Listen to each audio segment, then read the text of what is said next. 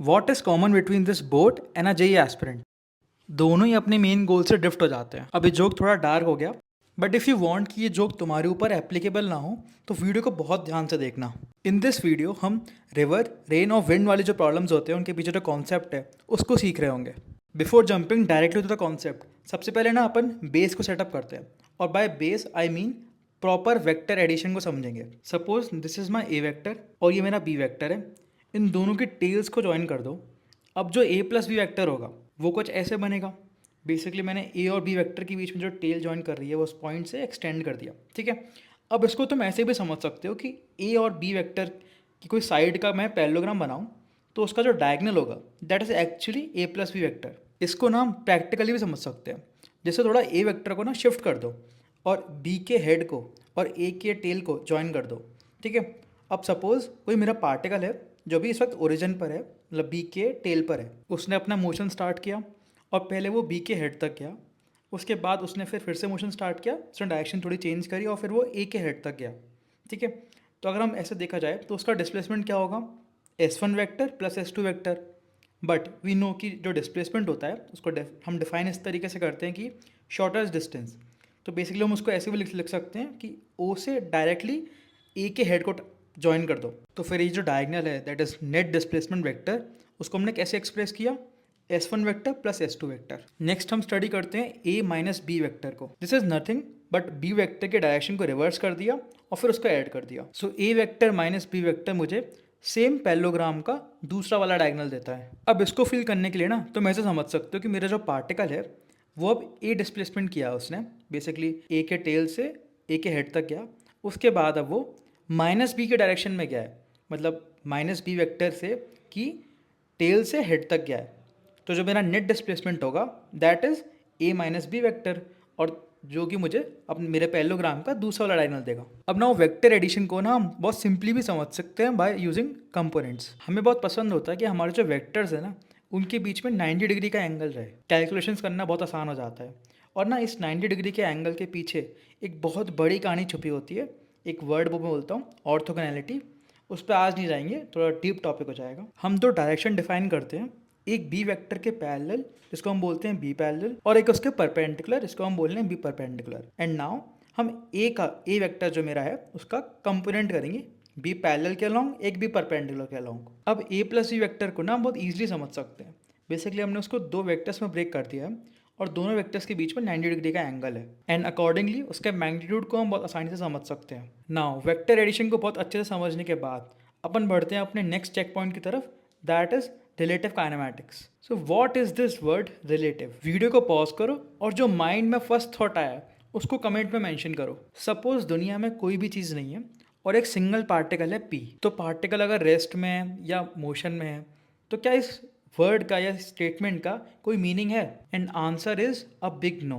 Because किसी भी motion का जो सिग्निफिकेंस है जब आता है जब कोई ऑब्जर्वर किसी पर्टिकुलर पार्टिकल को देख रहा हो, एंड दिस वर्ड रिलेटिव यहीं से आता है कि ऑब्जर्वर ओ के रिलेटिव पी जो है क्या मोशन कर रहा है। एंड पी के मोशन को डिस्क्राइब करने के लिए हम एक वेक्टर डिफाइन करते हैं, पोजीशन वेक्टर, जो ओ से पी को ज्वाइन करता है। एंड इस पोजीशन वेक्टर की अगर मैग्नीट्यूड चेंज हो रहा है या डायरेक्शन चेंज हो रही है देन वी से जो मेरा पी है वो मोशन में है। And if position vector change नहीं हो रहा डायरेक्शन वाइज या मैग्नीट्यूड वाइज देन वी से ये जो मेरा पी है वो रेस्ट में है। एंड अकॉर्डिंगली इस पोजीशन वेक्टर के चेंज को हम समझने के लिए डिफाइन करते हैं वेलोसिटी। अब यूनिवर्स में एक और कैंडिडेट की एंट्री होती है, and now we ask the same question, is P in rest और इन मोशन? तो क्या ये स्टेटमेंट सेंस बना रहा है? डेफिनेटली नहीं, बिकॉज अब यूनिवर्स में दो ऑब्जर्वर हो गए हैं, एक मेरा न्यू कैंडिडेट ए और मेरा एक ओरिजिनल ऑब्जर्वर ओ। तो पार्टिकल अगर रेस्ट में है या मोशन में, ये किसके रिलेटिव है ये नहीं पता। अब बिकॉज मेरे पी को देखने वाले दो ऑब्जर्वर होने वाले हैं तो अकॉर्डिंगली मेरे दो पोजीशन वेक्टर होंगे, एक ए के रिस्पेक्ट में और एक ओ के रिस्पेक्ट में। एंड जो मेरा ऑब्जर्वर ए है वो खुद भी मूव कर सकता है मेरे सेम ऑब्जर्वर ओ के रिस्पेक्ट में, तो उसका भी एक पोजीशन वेक्टर होगा ओ के रिस्पेक्ट में।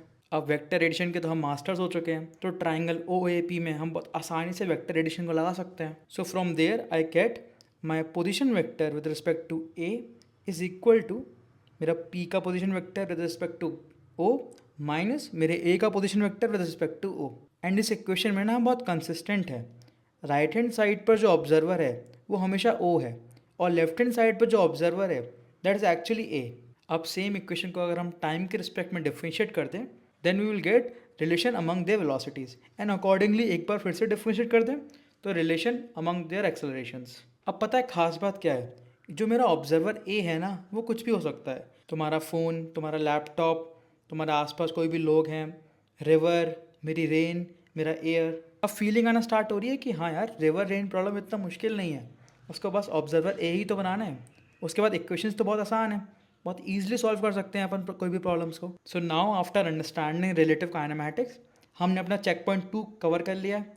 अब हमारा फाइनल चेक पॉइंट है, दैट इज़ रिवर, रेन और विंड वाले प्रॉब्लम्स को सॉल्व करना। सबसे पहले अपन रेन प्रॉब्लम्स को समझते हैं। तो इन रेन प्रॉब्लम्स होता क्या है, बेसिकली मैं हूँ किसी वेलोसिटी से मूव कर रहा हूँ और बारिश का मौसम है, तो बारिश आ रही है कोई भी बहुत तेज़, तो मुझे इस रेन को समझना है मेरे रिलेटिव। एंड यहाँ पर जो कॉमन ऑब्जर्वर है that is ground. So accordingly two equations of relative kinematics, जो मेरे रेन की वेलोसिटी होगी with respect to me can be written as velocity of rain with respect to ground minus velocity of myself. Suppose rain जो है vertically downwards गिर रही है and I am moving forward, तो मेरे respect में rain कैसे गिर रही होगी उसको समझने के लिए हम क्या करेंगे, इन दोनों को सबट्रैक्ट कर देंगे, और उसके तो हम मास्टर्स ऑलरेडी हम ऊपर सीख चुके हैं। तो जो मेरी डायरेक्शन होगी, जो वेलोसिटी ऑफ रेन की विद रिस्पेक्ट टू मी, वो कुछ इस डायरेक्शन में आएगी। अब इस कॉन्सेप्ट को और अच्छे से समझते हैं थ्रू दिस प्रॉब्लम। तो स्क्रीन को पॉज करो और क्वेश्चन को सॉल्व करने का ट्राई करो। तो क्वेश्चन में क्या दे रखा है कि एक मैन है, वो पर्टिकुलर स्पीड से मूव कर रहा है, और रेन जो है उसके रिलेटिव वर्टिकली डाउनवर्ड्स गिर रही है। बहुत ध्यान देना, लैंग्वेज पे बहुत ध्यान देना। Rain appears to fall vertically, ठीक है। एंड जब वो अपनी स्पीड को और ज़्यादा बढ़ा देता है, then rain according to him horizontal से 45 डिग्री पर फॉल कर रही होती है। सो इस क्वेश्चन में ना मेरे पास जो रेन की वेलोसिटी है मैन के रिलेटिव, उसकी डायरेक्शन दे रखी है, राइट, दोनों केसेस में। तो मैं उस चीज़ को यूज़ करने वाला हूँ। बेसिकली हॉरिजॉन्टल को मान लो तुम वाई एक्स एक्सिस और वर्टिकल को मान लो वाई एक्सिस। सो मैन की जो वेलोसिटी है वो तो 2 आई कैप हो गई, एंड पहले केस में जो रेन की वेलोसिटी है that is minus you J cap. Now assume जो मेरी रेन की वेलोसिटी है ग्राउंड के रिस्पेक्ट में that is V X I cap plus V Y J cap. अब हमें कुछ नहीं करना, बस बेसिक इक्वेशन को लगाना है कि velocity of rain with respect to man is equals to velocity of rain minus velocity of man, और पूरी इक्वेशन को आई कैप और जे कैप में ब्रेक कर दो। सो पहले केस में लेफ्ट हैंड साइड में आई कैप का कोफिशिएंट 0 है, तो वहाँ से क्या आया, मेरा जो वी एक्स है that should be 2। And second case में जो मेरी वेलोसिटी बनी है that is U equal to minus 2 I cap plus V Y J cap. अब क्वेश्चन में गिवन है कि जो मेरी सेकेंड केस वाली जो रेन है वो 45 डिग्री बना रही है हॉरिजॉन्टल से एंगल, तो tan 45 लगा दो, तो वहाँ से मेरा जो वी वाई है that is also 2। So we got the answer. तो देख रहे हो, मतलब हमने रिलेटिव काइनेमैटिक्स में जो इक्वेशन सीखी थी उससे भी हो गया सॉल्व, प्लस हमने जो कंपोनेंट्स ब्रेक करना सीखा था जो बहुत आसान कर देता है वेक्टर एडिशंस को, सब्ट्रैक्शन को, वी ऑल्सो यूज़ दैट। अब थोड़ा और समझने के लिए हम कंपेरेटिवली थोड़ा टफ प्रॉब्लम सॉल्व करते हैं, ठीक है। तो अगेन वीडियो को पॉज करो और इस क्वेश्चन को सॉल्व करने का ट्राई करो। नाउ इन दिस प्रॉब्लम जो मेरी रेन है वो वर्टिकली डाउनवर्ड्स ही गिर रही है, बट अब ग्राउंड के रिस्पेक्ट में, और जो मेरा मैन है उसकी वेलोसिटी जो है ना वेरिएबल है। तो अपने को समझ में आ रहा है कि हर इंस्टेंट पर जो मेरा वेक्टर एडिशन होगा जो मेरे को बताएगा कि कैसे velocity of rain with respect to man होगी, वो चेंज होता रहेगा, right, because velocity of man भी चेंज हो रही है हर इंस्टेंट पे। एंड जैसे जैसे उस वेक्टर की डायरेक्शन चेंज हो रही होगी, मुझे अपने अम्ब्रेला को उसके अकॉर्डिंग ही एडजस्ट करना होगा, बिकॉज मैं नहीं चाहता कि मैं गीला हो जाऊँ। सो इनिशियली मेरी वेलोसिटी क्योंकि 0 है, तो रेंज जो होगी वो मेरे रिस्पेक्ट में भी वर्टिकली डाउनवर्ड्स ही कर रही होगी, तो मेरा जो अम्ब्रेला होगा अभी वो वर्टिकली अपवर्ड्स ही होगा। बट जैसे जैसे मेरी वेलोसिटी इंक्रीज़ होती जा रही है, जो रेन की वेलोसिटी है वो एक एंगल पर टिल्ट होती जा रही है, और मुझे अपने अम्ब्रेला को थोड़ा सा क्लॉकवाइज घुमाना पड़ेगा। क्वेश्चन में वही चीज़ पूछी है कि at t equal to 5 second मुझे अपने अम्ब्रेला को किस रेट से रोटेट करना होगा। सो किसी टाइम t पर हम वेलोसिटी ऑफ मैन लिख देते हैं और उसके बाद velocity of rain with respect to man को एक्सप्रेस करते हैं। नाउ अगेन कंपोनेंट्स का यूज़ करना बहुत सिंप्लीफाई कर देगा मेरी कैलकुलेशंस को, तो उसको ब्रेक करते हैं आई कैप और जे कैप में। सो फ्रॉम देयर मेरी जो वेलोसिटी है रेन की with respect to man can be written as minus 2 J cap minus 80 I cap. तो यहाँ से तुरंत समझ में आ रहा है कि इस वेलोसिटी का जो एंगल है हॉरिजॉन्टल या वर्टिकल से वो टाइम डिपेंडेंट है, एंड मुझे उसी एंगल के अकॉर्डिंग ही अपने अम्ब्रेला को टिल्ट करना होगा सच दैट मैं गीला ना हूँ। तो उस एंगल को एक्सप्रेस कर लेते हैं। tan theta is equals to 80/2, उसको एक बार डिफरेंशिएट कर दो टाइम के रिस्पेक्ट में, एंड थोड़ी मैनिपुलेशंस के बाद my theta dot is equals to this expression. अब यहाँ पर टाइम को 5 सेकेंड्स लिख दो, एंड वहां से मेरा जो रेट निकल के आता है दैट इज 1/26। तो देख रहे हो, मतलब रेन प्रॉब्लम इतने टफ नहीं है। मतलब अगर हमारे पास वेक्टर एडिशन की बहुत प्रॉपर अंडरस्टैंडिंग है ना, वो हमें अच्छे से करना आता है सॉल्व, और ये समझना आता है कि कैसे कंपोनेंट्स में ब्रेक करना है, तो रेन रिवर प्रॉब्लम्स बहुत ईजिली सॉल्व हो जाते हैं। Now let's focus on river problems. तो इन पे फोकस करने से पहले इनकी टर्मिनोलॉजी समझते हैं, बिकॉज बहुत सारे स्टूडेंट्स वहाँ बहुत कंफ्यूज हो जाते हैं। जैसे ये बहुत कंफ्यूजिंग होता है कि वेलोसिटी इन स्टिल वाटर, तो उसका मतलब होता है कि जो वेलोसिटी है वो रिवर के रिस्पेक्ट में है, और इसको ऐसे भी समझ सकते हो कि जो स्टिल वाटर है, वाटर अभी रेस्ट में है, और जब भी हम रिलेटिव वेलोसिटीज़ की बात करते हैं तो बेसिकली हम अपने आप को रेस्ट में रख रहे होते हैं, राइट। तो इसलिए वेलोसिटी ऑफ स्टिल वाटर का मतलब होता है velocity with respect to river water. Next दो वर्ड्स हैं बहुत कंफ्यूज करते हैं, डाउन स्ट्रीम और अपस्ट्रीम।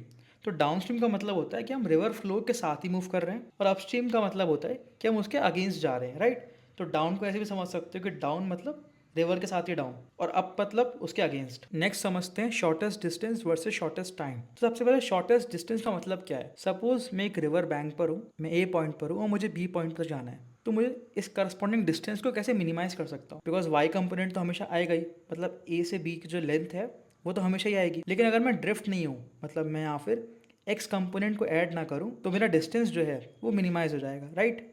अब उसको ज़ीरो करने के लिए सपोज मुझे अपनी ड्रिफ्ट को ज़ीरो करना है, तो क्या करना होगा कि ग्राउंड के रिस्पेक्ट में मेरी एक्स डायरेक्शन में वेलोसिटी जो है वो ज़ीरो रहे, एंड उसको ज़ीरो करने के लिए मुझे रिवर के रिस्पेक्ट में कुछ इस एंगल पर मूव करना होगा, सो दैट जो मेरा एक्स कंपोनेंट है वो रिवर फ्लो को कैंसिल आउट कर दे। सो मेरी velocity of man with respect to river का कॉस थीटा वाला component should be equal to minus V R. So from here मेरा जो डिस्टेंस फॉर्मूला है उसमें से वाई कंपोनेंट ही ऐड होगा, एक्स कंपोनेंट ऐड नहीं हुआ।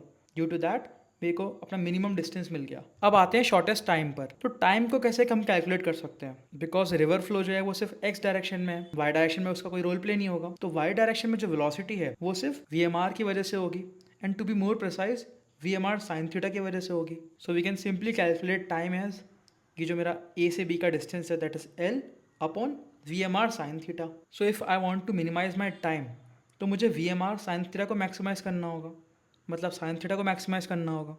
और वो मैक्सिमाइज कब होता है, तब theta is equal to 90 degree. Basically इसका मतलब क्या हुआ, ज्योमेट्रिकली इसका मतलब है कि मुझे रिवर के अकॉर्डिंग या रिवर के रिलेटिव परपेंडिकुलर मूव करना होगा उसके फ्लो से, and from there I will get my shortest time. But ये याद रखो कि इस शॉर्टेस्ट टाइम में ना मेरा कुछ ड्रिफ्ट जरूर आएगा, बिकॉज अब मेरी जो वेलोसिटी है वो सिर्फ परपेंडिकुलर ही है रिवर के रिस्पेक्ट में। So I will not reach at B, but हाँ दूसरे शोर पर मैं बहुत शॉर्टेस्ट टाइम में पहुंच जाऊंगा। एक इंपॉर्टेंट पॉइंट कि अगर मुझे अपना शॉर्टेस्ट डिस्टेंस चाहिए, तो मेरा जो मैग्नीट्यूड है मेरी वेलोसिटी का रिवर के रिस्पेक्ट में वो हमेशा बड़ा होना चाहिए रिवर फ्लो से, बिकॉज अगर ऐसा नहीं हुआ तो मैं कभी कैंसिल आउट नहीं कर पाऊंगा मेरे उस वाले फ्लो को, राइट। और बिकॉज ऑफ दैट मेरी हमेशा कोई ना कोई ड्रिफ्ट आएगी ही। Alright, after learning this concepts अब अपन थोड़े से प्रॉब्लम टैकल करते हैं। सो स्क्रीन को पॉज करो, इस क्वेश्चन को सॉल्व करो, और एक चीज़ याद रखो कि तुमने अब सफिशिएंट नॉलेज है तुम्हारे अंदर इस प्रॉब्लम को सॉल्व करने के लिए, ठीक है। तो बहुत आसान प्रॉब्लम था ये कि बेसिकली जो मैन है उसको किस एंगल पर मूव करना चाहिए सच दैट वो शॉर्टेस्ट पाथ को अचीव कर पाए। एंड यू कैन सी इसमें वही टर्मिनोलॉजी यूज़ करी है, स्टिल वाटर। तो बिकॉज अपने को पता है अब स्टिल वाटर का मतलब क्या होता है, रिलेटिव टू द रिवर, ठीक है। तो अपने को शॉर्टेस्ट डिस्टेंस करने के लिए अगेंस्ट जाना पड़ेगा रिवर फ्लो के, ठीक है।